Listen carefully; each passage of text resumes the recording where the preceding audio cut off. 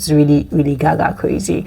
And reviews have been coming in. Somebody said they cried while reading it. And I'm like, yes, I did that. I want to make you cry. I want to draw that emotion in you. So, yeah.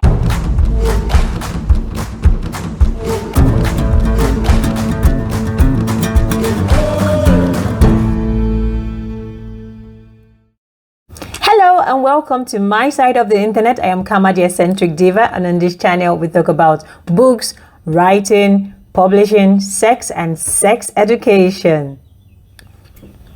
If you're an old subscriber, thanks a lot for clicking to watch this video, and if this is your first time here, please, you're welcome. Hit the subscribe button. You're going to love it here, I promise you. And please, everyone, hit the like button so the algorithm pushes this video to other people, and if possible, comment, share with a friend.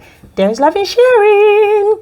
This is almost like a story time kind of video. I would have vlogged it. I started vlogging, but I have like phone troubles right now, so bear with me and just enjoy my storytelling abilities. I am going to share with you the journey of writing and publishing this book titled Gaga Crazy. To all those that joined me sprinting during the period, like I think from December to February, I really appreciate you. Thanks a lot to everyone that joined me, the friends I made, and yeah, my other friends too on Telegram too, because it was a trying time for me trying to get the book I had been writing for almost like 10 years together and not getting frustrated in the process.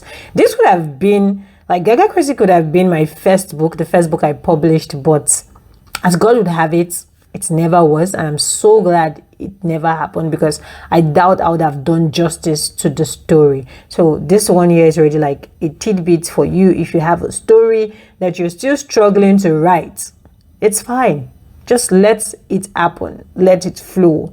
With time, you understand the reason why you were not allowed to complete the story like at this time, but like at a later date. Because with this story, I tested my boundaries and I really went far with it.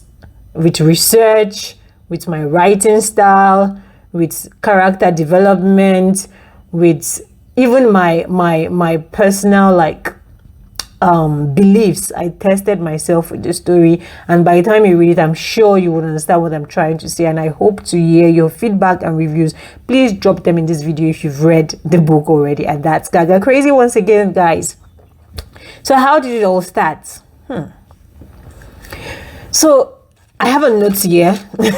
So I'm just going to, so I don't go off topic and make this video extraordinarily long. So it all started in 2012, I believe, when the Occupy Nigeria stuff happened, and there was BBM, and I had friends on social media that I'd never met before, and the idea just came to mind, like, what if this happened? What if that happened? So Gaga Crazy is essentially a story where two most unlikely people have been chatting online for the longest time, and they met themselves without planning to, and then it just disrupted their way of communication. They used to be so open to each other, but by the time they met in person, it changed a lot of things, but it didn't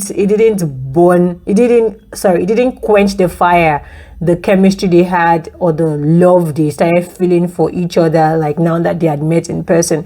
And for the classes I took while in graduate school about computer mediated communication, and how people tend to have an idea of themselves or an idea of people they are yet to meet, because they've been communicating online, and by the time they meet them, they tend to create this idea about them. It really influenced my writing of the story. Then from my own personal experience as well too, and how I met one of my friends. I was just walking down the street and someone called out my nickname. Then I think I was nicknamed Mega Mind on the social media platform I was on then, and I turned and I was like, what? And this guy was supposed to be like maybe I think 6 hours drive away from me. It was one of the weirdest things. And we're like, oh yeah, I'm this person from this person. I'm like, oh wow, from this channel. I'm like, oh my god, everything I've told this guy knows about me.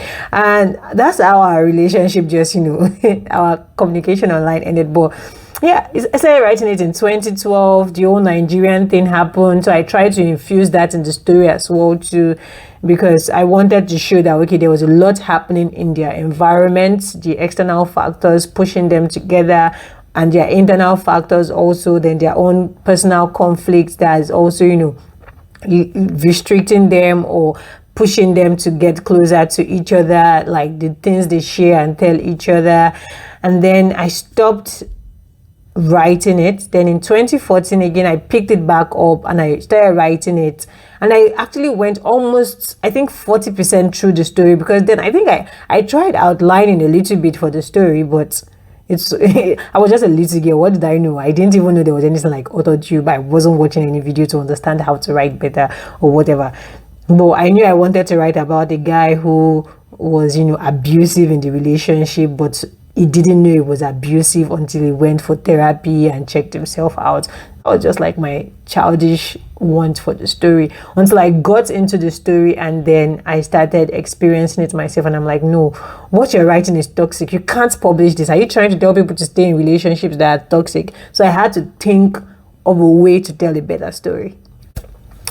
And then I wrote other books, attended other seminars and classes, learned a lot about writing, and then I also learned a lot about bipolar, because my character was supposed to be bipolar. My character is bipolar. Mania in the story is bipolar. I'll be sharing with you like the different characters in the story, but the main characters are Mania and Zoya. Mania is meant to be bipolar, but I didn't want him to be like an extreme case of bipolar, because to me, I feel that's a lot of stress. I wouldn't want to put my imaginary friend, that's the characters I'm writing about, Zoya, I wouldn't want to put that through that, because kudos to everyone there in a relationship with someone that's, you know, living with bipolar. That's with what I've read. I've not experienced it, but with what I've read and with the little experience I have from like experiences in my life, it's not easy. So I didn't want to romanticize like bipolar 1 or bipolar 2, so I decided to stick with unspecified bipolar. I wrote a blog post about it. I would add it to the description below, so you can watch that as well too. And then it got to a point as well too, for the writing, I was confused about the tense to use. Do I want to write this in present tense or in past tense? I started it, when I initially started writing the story, it was in third person past tense. But writing my other books, because I paused this one, I'll go back and pause it, I realized that when I got reviews from my readers, they wanted and they enjoyed the first person perspective. And also when I started reading more books that are getting popular these days, I realized that I actually prefer the first person perspective, especially present tense, the way I started writing like recently. And I was like, you know what, I have to change this whole 40% of this book back into this. I even decided to opt it in for Kindle Vella to get feedback, but I swear that even till now I don't know how to use Kindle Vella. I'm still trying to navigate Amazon Kindle. So I just took it out and I was like, you know what, Amazon, take out my book. It took them like 3 months before they gave me back my book, before they gave me rights to my book. So I took it down. I started writing from scratch again. I even tried posting some sample chapters on Wattpad to see, you know, the feel, how people respond to it. But I don't check these things. I don't even know how to engage on those platforms. If it's not YouTube, Instagram,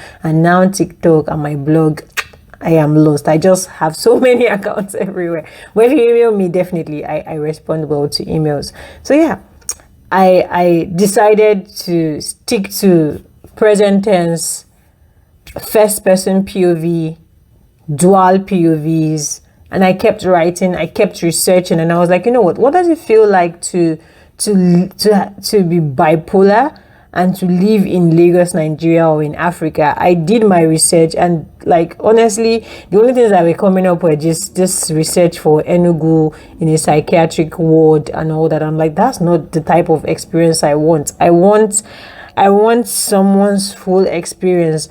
Most people talk about depression in Nigeria, but I didn't really see much people talking about bipolar. except for when I went to websites where they treat people with such and they have people, sharing their testimonials or blog posts, but they were not deep. Why? Because there's a stigma in the society to talk about things like that. And I'd not even really seen that in like Nigerian literature and even African literature at large. I might be wrong because, it's just my own world I'm thinking from, but I've not seen much of it. And when writing the book, I tried to whitewash that part of Manier's life. That's the main character. I didn't really focus on like his mental illness, but it was when I sent out the book to my critic partner / beta readers, and someone pointed out to me like, you mentioned this earlier in the book and I didn't see it. Where is it? That would make the story more interesting, because that would, give us more insight into this character. And I was like, what? This was like maybe 3 months or so to the release of the book. 3-4 months. And I was like, what? I'm going to actually do this, because I was scared of misrepresenting. I was scared of doing more than myself.